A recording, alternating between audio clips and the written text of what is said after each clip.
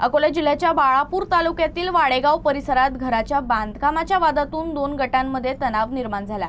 या प्रकरणी दोनही पक्षांनी एकमेकांविरुद्ध बाळापूर पोलीस ठाण्यात स्वतंत्र गुन्हे दाखल केले आहेत। पहिल्या प्रकरणात फिर्यादी अपेक्षा राठोड यांनी दिलेल्या तक्रारीनुसार 16 मार्चला त्यांच्या पतीच्या प्लॉटवर सुरू असलेल्या बांधकामादरम्यान वाद झाला।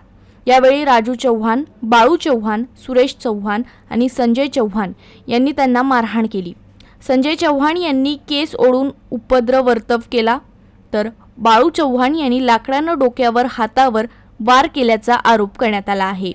या घटनेत संबंधित महिलेच्या डोक्याला दुखापत झाली असून आरोपींनी जीवे मारण्याची धमकी दिल्याचाही तक्रारीत नमूद आहे।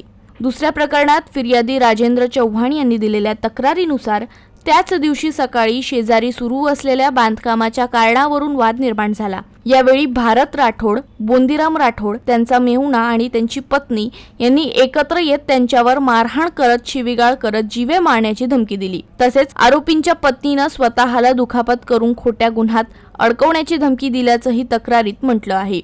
घटनेनंतर काही काळ परिसरात तणावाचे वातावरण निर्माण झाले होते। पोलिसांनी दोनही पक्षांच्या तक्रारीवरून गुन्हे दाखल करून पुढील तपास सुरू केला आहे।